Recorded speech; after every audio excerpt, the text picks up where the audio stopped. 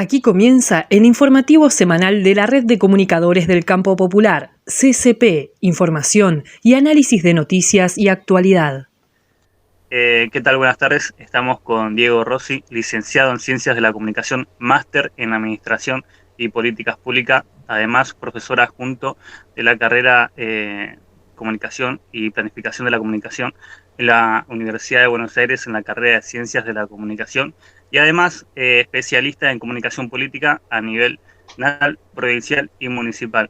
Un gusto estar con vos, Diego. ¿Qué tal, Brian? ¿Qué tal, compañeros? Bueno, esperemos estar a la altura de la presentación. Sí, sin duda.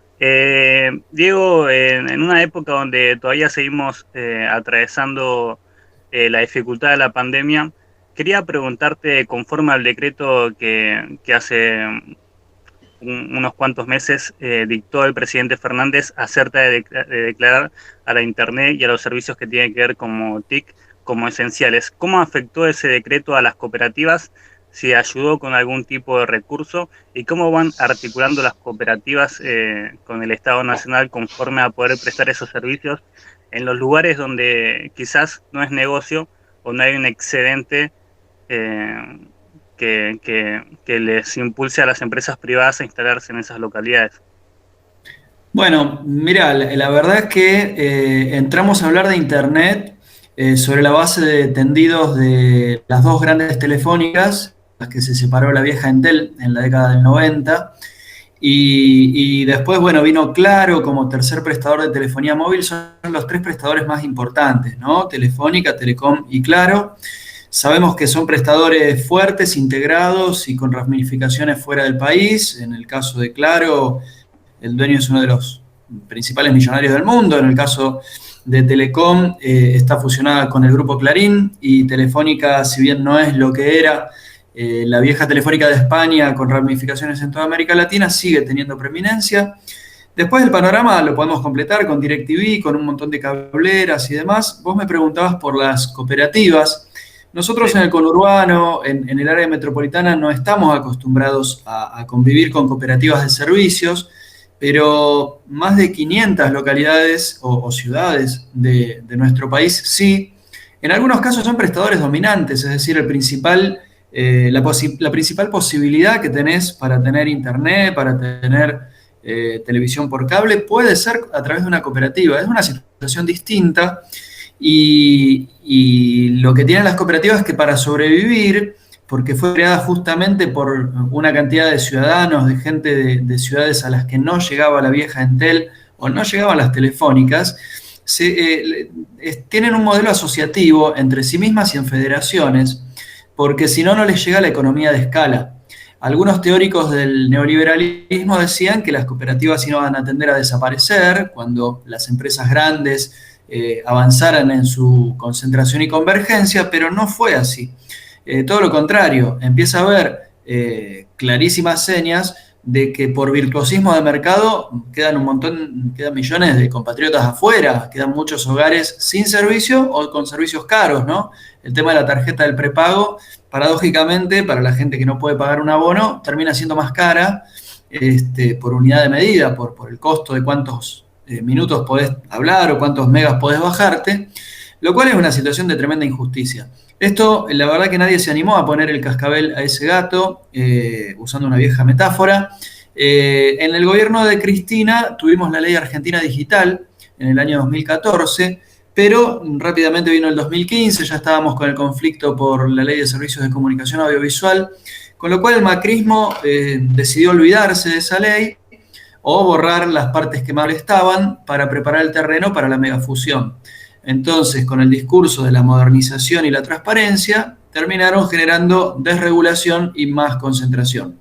Este es el escenario que encuentra Alberto Fernández, que encontramos todos los argentinos y argentinas antes de la pandemia y durante la pandemia. Así que la verdad que es re jodido, porque hay un punto donde, por un lado, tenemos que ser conservadores para conservar o para recuperar todo lo perdido, y por el otro lado tenemos que tener un desafío de no contentarnos con eso, con eso recuperado, porque quedan millones afuera. Este es el contexto del decreto del presidente, del decreto 690, que declara Internet como servicio público esencial.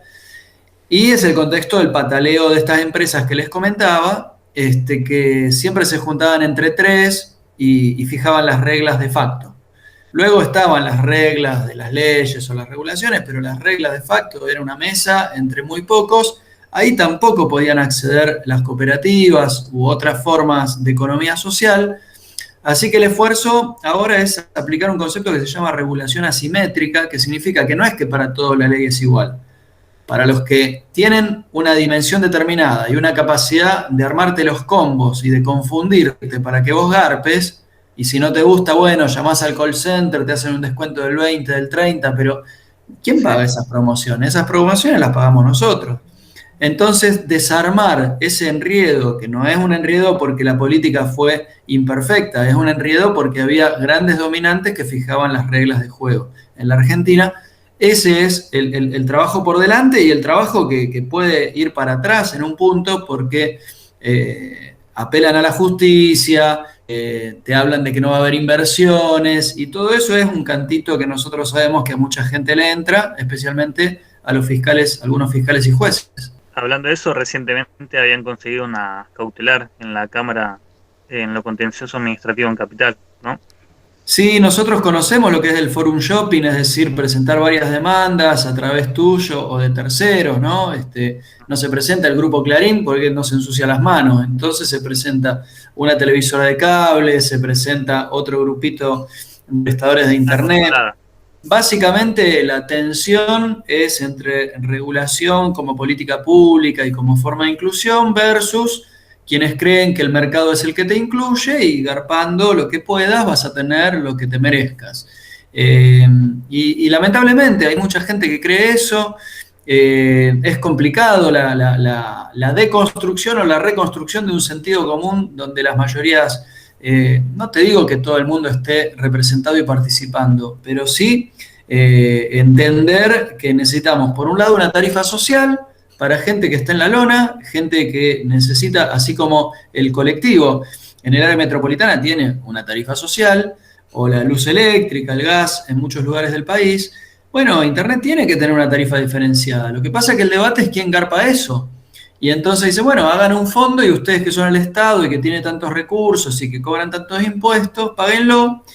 Lo que estamos planteando varios sectores es que hay un excedente interesante en estos negocios que no quieren abrir los números y en ese marco justamente lo que están asegurando es una ganancia. El Grupo Clarín no dejó de reportar ganancias aún en pandemia. No estamos queriendo que nadie quiebre, pero está claro que el interés social tiene que tensionar y es la política la que tensiona, porque nunca se vio una junta de empresarios que más allá de hacer algún tipo de beneficencia, estén pensando en el bienestar común. Justamente le dicen a la política que se ocupe y cuando la política se ocupa le dicen que son inhábiles o que no saben lo que hacen o que no conocen el negocio. Bueno, muéstrenlo. Pero bueno, no se trata de fair play, no estamos en las Olimpiadas y aún en las Olimpiadas algunos hacen trampa, así que imagínate lo que son estas empresas que aparte tuvieron 4 años de macrismo que desarmó muchas estructuras de control. Entonces dicen, bueno, contrólennos, póngannos sin sanciones. Es que me estás pidiendo algo que sabes que no puedo hacer. Es muy difícil entonces lo que algunos sectores hablan como diálogo, cuando lo que quieren es patear la pelota para adelante y tratarnos de bobos a muchos argentinos, argentinas. ¿Hay algún proyecto de ley? Sabemos que bueno en el Congreso, en la Cámara de Diputados, está el proyecto de ley que ingresó, si no me acuerdo mal, el año pasado, previo a la pandemia, de fomento a la pluralidad y diversidad informativa, que también tiene que ver con esto que vos mencionabas recién. ¿Qué posibilidades hay de que se pueda tratar ese tipo de proyecto o algún otro tipo que empiece a regularlo? La concentración mediática, la concentración de las empresas que brindan los servicios TICs. Te agradezco la pregunta, Mauro, y tenemos que hacer, así como había hecho un poquito de análisis económico en la respuesta anterior, acá también hay que hacer un análisis de viabilidad política. La verdad que a nosotros nos gustaría, a muchos otros creo, nos gustaría que las cosas pasen rápido y bien hacia nuestras ideas de democratizar las comunicaciones, como vos decís. Hay 2 formas de controlar la concentración. Una que se llama ex post, a través de tribunales de defensa de la competencia, entonces vos haces una denuncia, miren cómo se concentraron eso. Nosotros no necesitamos una denuncia, nosotros ya sabemos lo que pasó y sabemos la situación. El problema es que vos generas esos diagnósticos y después se terminan trabando los mecanismos de resolución política. Por eso es importante, algunos dicen, quieren la mayoría automática. No digo mayoría automática, pero si hay un sector que obstruye, y obstruye de distintas formas, en la pandemia tuvimos el problema de los protocolos de funcionamiento, por eso el presidente saca un decreto de necesidad y urgencia, porque nos venían bicicleteando, o sea, las telefónicas solamente tenían que informar sus aumentos, porque habían derogado Macri el artículo que establecía una posibilidad de regulación pública de sus tarifas. Entonces, restablecer eso lo estábamos buscando por las buenas, por decir así, o por las vías institucionales, pero cuando no dejaban de darnos quórum, no nos aprobaban el protocolo de sesión en diputados. Y diputados no tiene mayoría plena, y los aliados, algunos aliados se alían para algunas cosas y otras no. Por ejemplo, el peronismo cordobés o algunos partidos regionales. Sabemos que Juntos por el Cambio se opone, y la Cámara del Senado es cierto que tiene mayorías, pero de nada sirve una media sanción cuando el problema es bien complejo. Por eso justifico, me parece que es obvio, el decreto de necesidad y urgencia de septiembre, que tenía que ver con tarifas y con tarifa social, y con la característica del servicio. Vos me preguntabas de otro proyecto. Digo, en diputados también había proyectos de Internet como servicio público y como derecho humano, ese acceso y esa disponibilidad. Luego, este otro proyecto que me preguntás es de fomento y pluralismo, y del fomento a la diversidad y el pluralismo, porque hay cosas que son regulatorias. Por ejemplo, cuando tenés la cancha inclinada, te dicen, bueno, juguemos el mismo partido. Sí, pero unos vienen entrenados y vienen con botines, y los otros están en patas y tratando de ser habilidosos y de superar con garra. No es así. Entonces, si, por ejemplo, la desgravación impositiva para el papel de diario, o tomar, en el caso de las sociedades comerciales, se toman una cantidad de pago de impuestos a cuenta de otros, bueno, eso las cooperativas o las empresas sin fines de lucro no lo tienen. Entonces, para nosotros, equilibrar la cancha implica dar beneficios puntuales, que no es que tienen que ir a mendigar pauta publicitaria para pagar la luz. No, la luz tiene que tener una tarifa social para aquellas organizaciones de la economía social. No es que si sos grande solamente tenés el beneficio de la desgravación en ganancias. Si sos pequeño y no tributas ganancias, pero te queda un crédito fiscal, tenés que poder aplicarlo a una reinversión de utilidades.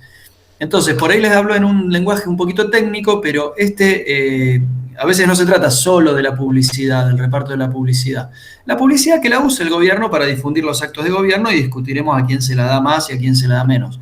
Pero también es cierto que hay organizaciones del campo popular que tienen costos que no hay que pagarlos con la publicidad oficial. En todo caso, hay que revisar esa estructura de costos, y si queremos que haya más sujetos con capacidad de dar servicios, de brindar internet, de generar contenidos locales, eso hay que bancarlo, y se hace en toda parte del mundo. No podemos pensar que Reino Unido es revolucionario. Y en Reino Unido bancan a los medios chiquitos, a los medios locales, a las pequeñas organizaciones periodísticas, en Estados Unidos, en un montón de países. Entonces, nos tildan a veces de autoritarios o de vulnerar libertades de expresión, cuando de lo que se trata es equilibrar la cancha. Eso es el proyecto de fomento a la diversidad y el pluralismo. Y también quiero decir algo que por ahí no es políticamente correcto en algunos espacios del Frente de Todos, pero la coalición de gobierno que algunos formamos parte es diversa también. Y hay algunos que tienen mucho diálogo con algunos sectores, empresarios, pymes y no tan pymes, que no necesariamente se sienten cómodos a la hora de trabajar los conceptos que yo les estoy contando. Entonces te dicen, bueno, habría que ver un matiz, no sé si es el momento, hay otras prioridades. Eso también creo que tenemos que debatirlo sobre cuál es la mejor estrategia, y entender que en esta alianza que derrotó a Juntos por el Cambio hay distintas miradas también respecto de la política de medios. Y en cuanto a las políticas de medios, ¿cuáles crees que son las luchas o por ahí desafíos que son más complejos de afrontar para de a poquito tratar de volver a recuperar lo que de a poco nos iba garantizando la ley de medios? Bueno, Yamila, vos estás planteando en tu pregunta dos líneas de debate. Por un lado, velocidad, ¿no? Cuando decís de a poquito, estás planteando cierta racionalidad propia de entender que vivimos en un sistema democrático y que vivimos en un sistema de tensiones. Con lo cual, está la velocidad y el sentido. Vos podés ir rápido a la banquina. Pero también es cierto que si vas lento, podés ir mirando cómo va esa orientación y cómo mantenés un sentido común mayoritario. Nosotros hemos tenido el problema de que en algún punto algunos se autopercibían y otros eran descriptos como vanguardia iluminada, a veces denostaban algunos porque eran universitarios y no sabían la realidad del negocio, o cómo son las cosas, otros porque eran sindicalistas y tenían que dedicarse a lo suyo y no tenían que brindar sistemas de medios, o las organizaciones populares que, bueno, nada, que se dediquen a la asistencia, ¿no? En fin, está todo ese tema de acomodar al otro, especialmente los sectores de poder, cuando denostan a sectores que quieren tener voz y que quieren tener recursos para... Bueno, y ahí está la pregunta. También hay una cuestión de eficiencia. O sea, yo creo que nosotros tenemos que sostener una gestión eficiente del sistema de medios no hegemónicos. Tenemos que sostener una ejecución eficiente de programas de ayuda pública, ni siquiera de ayuda, de sostenimiento público para garantizar los derechos que queremos. O sea, así como queremos un sistema jubilatorio o un sistema de previsión social que llegue de determinada manera, bueno, también queremos un sistema productivo, ¿no? El Ministerio de Desarrollo Productivo con las políticas de economía del conocimiento, o el Ministerio de Cultura con asistencia también a la producción y el fomento, el mismo ENACOM con algunas herramientas que siguen vigentes de la Ley de Servicios de Comunicación Audiovisual, como los fondos concursables FOMECA o el Fondo de Servicio Universal, la adjudicación transparente y redistributiva en un punto, entre comillas, y para debatir, de la publicidad oficial. Son todos mecanismos, esos son mecanismos de gestión de dinero. Y después está la cuestión regulatoria, Yamila. Nos tenemos que animar a hablar, algunos dirán, perdón, tocarle en la cola a algunos intocables. Google y Facebook, todos voluntariamente aportamos nuestros datos, qué lindo, qué bien, pero no hay mucha vocación o voluntad cuando tenés todo un entorno que trabaja sobre eso. Entonces le estamos haciendo propaganda a Netflix, ¿no? Cuando vos recomendás la peli, esto que el otro, son ventanas pagas y la guita se va afuera. Entonces, eso también hay que revisar una redistribución, porque aquel que antes ponía la publicidad en el periódico local, por ahí ahora te pauta unos pesitos en una plataforma. Y esa guita se fue del sistema, ¿no? O si la traen como quieren y como mecenas. Y la verdad también, esto que te digo de la complejidad de la gestión, todos los ministerios tienen relación con Facebook, que es el dueño de WhatsApp y el dueño de Instagram, ¿no? Entonces, a la hora de los bifes es difícil regularlos, porque viene y te dice, amigo, ¿cómo estamos? ¿Viste que te generé este sistemita para que le avises a la gente cuando tiene que vacunarse? ¿O viste que somos buenos y estamos luchando contra la fake news? Entonces, esos abrazos de oso nosotros los conocemos porque ya sucedieron con otros dueños de medios y demás, y son cosas que se superponen. Así que, Yamila, yo traté de dar en estos minutos una agenda. ¿Qué va primero y qué va después? Yo creo que tiene mucho que ver con las decisiones políticas de cómo superponer o cómo trabajar las tensiones de fuerzas. ¿Es un problema que el campo popular esté disperso o esté desinformado? Ahí tenemos un trabajo nosotros que hablar de estas cosas y poner, ¿no? Así como la coalición en su momento por una comunicación democrática tenía los 20 puntos o los 21 puntos o los nuevos 21 puntos, este tema de generar agenda es permanente. Y es cierto que también hay compañeros, compañeras, gente diversa que ha bajado los brazos y ha dicho, contra estos no podemos. Tenemos el problema de la patria grande, porque uno dice Europa, pero Europa son 20 y pico de países juntos. Es decir, hay una agregación de fuerzas regional que nos vendría muy bien tener reactivada, por eso vemos con hemos sufrido no solo el macrismo, sino también el bolsonarismo y otros movimientos de la región que han hecho mucho daño. Y bueno, y son trabajos que hay que hacer desde los gobiernos locales, con nuestros intendentes, con los gobernadores, hacia cuestiones nacionales e internacionales. Lo supranacional es complejo también. Así que bueno, les estoy generando o trazando un panorama complejo, pero por el otro lado, quizás lo peor ya pasó. En esto también, quiero decir, tenemos que aprender a hablar desde los emprendedores, los gamers, los youtubers, hasta gente que por ahí tenga una mirada más colectiva o más solidaria. Y por ahí no solo hay una forma de ser colectivo y solidario, sino hay varias, con lo cual yo creo que el punto es manteniendo las clásicas consignas de que nadie se realiza en una sociedad que no se realiza, o que dale, mirá un poquito al lado porque estamos en momentos muy complejos, tenemos que habilitar estas discusiones y esta resiliencia.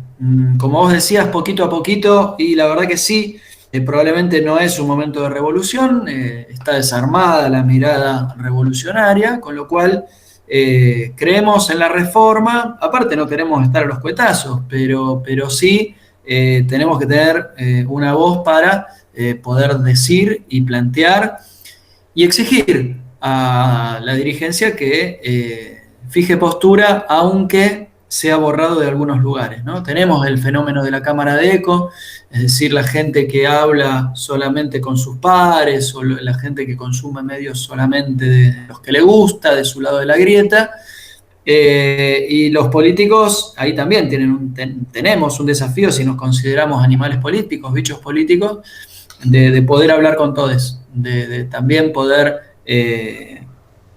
no digo ponerle otra mejilla, digo plantarnos y poder decir nuestras cosas. Vos planteabas un poco esto también de la unión entre distintos comunicadores, comunicadoras, ya sean gamers o periodistas, y yo mientras iba pensando, ¿no?, que otros de los desafíos que se dan dentro de lo que es el campo de la comunicación social es que, por ejemplo, si vos querés conseguir un trabajo, ya no te sirve solo ser comunicador social, tenés que ser comunicador social, programador, diseñador gráfico, como que ya no se puede cubrir con un solo título, tenés que como que empezar a saber de todo, sí o sí.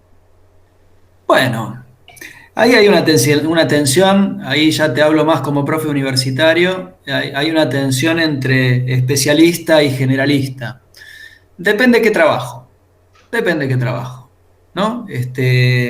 Yo tengo un gran colega, un gran amigo que me dice, en algún momento me dijo, especializate en algo y sé el mejor en eso. Y no sé, o no me salió o no pude, pero yo soy más del generalismo. No porque para decir huevadas, pero la verdad que al principio de esta charla decía, bueno, no sé qué me preguntaron los chicos y por ahí no estoy a la altura. Hay momentos donde sí hay que ser muy específico y hay que poner en juego determinado saber, pero también parte yo creo, de la comunicación social de todas las épocas es poder relacionar cuestiones, poder traducir modalidades, formas organizativas. Entonces, digo, nos puede agarrar una especie de angustia de no poder saber más o de no sentirnos capacitados para algunas cosas, pero también hay otras. Y justamente si armamos equipo, si nos vamos conociendo con gente de nuestra misma edad o no, si nos ponemos algún tipo de cosa incómoda que tenemos que enfrentar, como por ejemplo dar clase y comunicarnos en la pandemia, bueno, pueden surgir resultados. Entonces, guarda con el tecnologismo, guarda con el discurso de vos no podés, y guarda con la angustia, ¿no? Pero bueno, todos en cada momento vital tenemos algún problemita de esos y bueno, ser humanos es la única forma de avanzar en resolverlos o por lo menos llevarlos puestos. Por lo menos pienso eso, ¿eh? Digo, entre ustedes mismos se han repartido algunas tareas y probablemente no les haya ido mal. Recién habló el profe universitario. Diego, quería preguntarte como especialista en comunicación política, ¿qué opinás acerca de estas experiencias que se intentaron hacer de parte del gobierno nacional con la plataforma No Odio y con la plataforma Confiar, que está funcionando actualmente, en esas experiencias que intentaron combatir la fake news que que son instaladas por los medios hegemónicos y por esta concentración mediática de la cual venimos hablando. Mira, Brian, son dos experiencias. En realidad Nodio se anunció, ni siquiera se desarrolló, porque bueno, estamos en un marco del derecho interamericano, entre otras cosas, que plantea, digamos, plantea ciertas libertades individuales y digamos, no tenemos tan desarrollado el tema de la censura en el buen sentido. Si hubiera un buen sentido de la censura, es un debate filosófico también, pero los europeos, acordate que tuvieron el problemita del nazismo, de los fascismos muy fuertes, donde ellos entienden el olvido o el derecho al olvido también como una forma de borrón y cuenta nueva o de rehacerse. Nosotros venimos de otra mirada, que es una mirada de garantía de derechos, pero no solo personales, sino también sociales. Entonces, yo creo que se pueden hacer observatorios de distintos lugares. Por supuesto, algunos pícaros de Juntos por el Cambio confunden a propósito lo estatal con lo público. Hay lugares públicos como universidades, la misma Defensoría del Público no es un lugar gubernamental porque depende del legislativo. Pero bueno, viste, hay gente que mezcla todo y lo que quiere es que vayas para atrás. Y entonces que así como quieren desregular o que no haya regulaciones, también quieren que no haya ningún incentivo o ninguna mirada sobre el flujo de la comunicación porque saben que los flujos más importantes están llevados adelante por sus amigos, que son bastante pillos, por cierto. Entonces, para mí el tema no es fácil regular fake news, pero sí es necesario generar observatorios que indiquen conductas totalmente inapropiadas. Con lo cual no le tenemos miedo a qué pasa, a chequear qué pasa con los contenidos en la red. Luego hay que ver cuáles son las herramientas. Si eso es por autorregulación del privado, y eso ya lo vivimos también. Y no todos los privados tienen las mismas capacidades. Y digo, decime que es una teta, o que es el nudismo, o que es una idea políticamente antidemocrática, y depende de quién te la diga, va a censurar una cosa o la otra. Entonces, sí creo en los acuerdos y como te decía, en los observatorios. Chequeado lo está haciendo, están los que se llaman los fact-checkers, que es una especie de lavado de culpas también, ¿no? De muchas empresas que ponen plata para que haya ONGs, organizaciones que digan más o menos lo que está bien, más o menos lo que está mal. Facebook armó un comité de super expertos. En fin, no es sencillo el tema. Yo creo que sí, es importante que nos involucremos y que seamos conscientes de esto, de que muchas veces, sin quererlo, la gente reproduce bolazos y eso nos hace mal a todos. Y hay una especie de comunicación de lo sensible que nos complica a quienes a veces queremos sostener todavía marcos racionales de debate. Pero bueno, es un desafío de la época, por eso preferiría no ser especialista de comunicación política, no creo serlo tampoco, más bien de políticas de comunicación. Me parece que la comunicación política, cuando se acerca a instancias electorales, a veces tira cualquier principio por la borda con tal de hacer una trampita y después vemos, después se arregla, dicen los consultores. No me gusta estar en ese lugar del consultor que le dice dale para adelante y después vemos. Porque justamente, ¿no? También me pasó en una capacitación que me dice, mira, hay que darle a los muchachos las herramientas. Es compleja la ética en tiempos de redes sociales. Y quería preguntarte acerca de esta también nueva experiencia que intenta ejercer Evo Morales a través de RUNASUR, lo cual sería el brazo de comunicación supranacional de UNASUR, anclado en los movimientos sociales de los distintos países que la componen. Y es importante, es más que importante, será una red, serán varias redes, el respeto personal o político que le tengo a Evo y a una cantidad de experiencias que se han dado en América Latina me parece totalmente loable. Y parte de una construcción que entiende, me preocupa algunos discursos estatalistas, ¿no? Que dicen, bueno, ellos son el mercado, nosotros seremos el Estado. Bueno, muchachos, pero acordémonos de la comunidad organizada, acordémonos de la diversidad, de las plurinacionalidades. Entonces, súper importante que haya patas, que haya sujetos sociales, sujetos políticos, que sean el fueguito, que sean el lugar de debate, de tener que ir a rendir cuentas de las dirigencias políticas y de los estatalismos. Así que para mí súper importante, y no hay medida de las cosas. Quizás nos sorprenda una otra forma inesperada, ¿no? Porque a veces pasa que vos haces tu fiestita de cumpleaños y algunos fallan o no todo sale como querés, pero también otros te dan una muy buena sorpresa, especialmente también cuando le caemos a las fiestas de otros que no nos invitaron y era una fiesta pública y con la guita nuestra. Entonces, me parece que en ese sentido tiene que haber algo de irrespetuoso, tiene que haber algo de dinámico, de movilizador, de algunas formas organizativas que no tienen que pedir permiso, simplemente hacer y ser, que no es poco. Sabemos que las herramientas TIC y más que nada las redes sociales permitieron que emerjan nuevos comunicadores, nuevos medios de comunicación que tampoco se encuentran regulados, digamos, o en un marco regulatorio que los contemple y que los acompañe tampoco, ¿no? Entonces, en ese sentido, estos nuevos espacios de comunicación, estos nuevos medios de comunicación, que son en su mayoría también medios de comunicación popular, se ven enfrentados en diferente situación con estas grandes empresas que le brindan los servicios, como lo son Facebook, Instagram, que pueden ser aliados para poder dar otras palabras, pero también sabemos cuáles son sus intereses. ¿Qué crees vos que se puede hacer? ¿Se puede actualizar la ley de medios? ¿Se puede poner en valor nuevamente la ley de medios? ¿O ya para vos hay que ir por otro camino?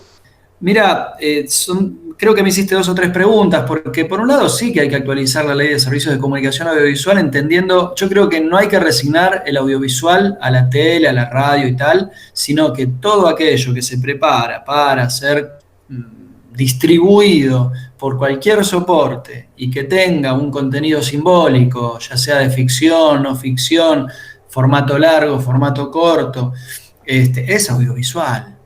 Entonces tenemos que disputar ese sentido, no sea cosa que nos empaqueten y nos digan que Facebook y Google son tecnológicas y que solamente conectan a gente que quiere hablar entre sí, porque dale, hay un montón de negocios que son publicidades o canales o formas audiovisuales modernas. Entonces, ahí me parece que hay que sostener una actualización del audiovisual y eso es normativo. Después hay otras cosas que no son normativas, sino que es lo que te decía del fondeo, que son de fomento, que son de iluminar sujetos, que son simbólicas en el sentido de con quién te juntás como presidente o a quién nombrás como líder, entendiendo esta dinámica de la sociedad. Y ahí probablemente siempre esté más adelante la creación popular o la creación colectiva que la norma. Por eso me parece que siempre tenemos que pensar que las políticas son más abarcativas que las leyes, las regulaciones, porque las políticas son orientaciones, son objetivos generales, son aspiraciones. Luego el cómo hay que resolverlo de acuerdo a lo que charlábamos antes, las viabilidades, el análisis de si hay plata, no hay plata, si vas a juntar una mayoría, si vas a consolidar un núcleo duro que va a llevar adelante eso. En ese sentido, sí, por ejemplo, las redes comunitarias de Internet son pibes que se pusieron a hacer una red distinta con routers que no tienen un centro determinado, sino que entre ellos se hacen gamba, pero tienen que conseguir los megas mayoristas. Y al conseguir los megas mayoristas, si no hay una política que banque un valor del mega bajo desde ARSAT o desde algún lado, y las telefónicas les van a decir, ahora ustedes hicieron esa red, vengan al pie. Entonces, esa es la sensibilidad que tiene que tener un político para ver eso y acomodar una posibilidad de que no le corte las piernas, ¿no?, a las empresas recuperadas, a las cooperativas de servicio, a las distintas formas organizativas. Yo creo que ahí los sindicatos, las universidades, que en Argentina tienen más peso que en la región, no han podido capitalizar esa posibilidad que abrió la Ley de Servicios de Comunicación Audiovisual. Ahí hay también sujetos políticos y sociales más allá de que a la universidad se va para estudiar o que al sindicato te defiende los derechos. Dale, vamos, tienen posibilidad de brindar servicios de comunicación y ahí hay mucho por hacer también. Estamos en tiempo, así que bueno, muchas gracias Diego por tus palabras. La verdad que un análisis bastante completo y profundo, digamos, de la situación de la comunicación y de los medios y de las empresas que brindan servicios TICs. Así que te agradecemos por tu participación, por estar acá y te mandamos un abrazo muy grande. Bueno, lo mismo, compas, y para mí también está bueno que no hagan preguntas de compromiso, sino que se nota que están haciendo un seguimiento y un análisis situado de lo que nos está pasando. Así que gracias a ustedes. Gracias, Diego. Muchas gracias, Diego. Abrazo. Gracias y un Chao. saludo. Esto fue el informe semanal de la CCP. Para más información, seguinos en nuestras redes, Comunicadores del Campo Popular en Facebook, @comunicadorescp en Instagram y @ccp_ok en Twitter.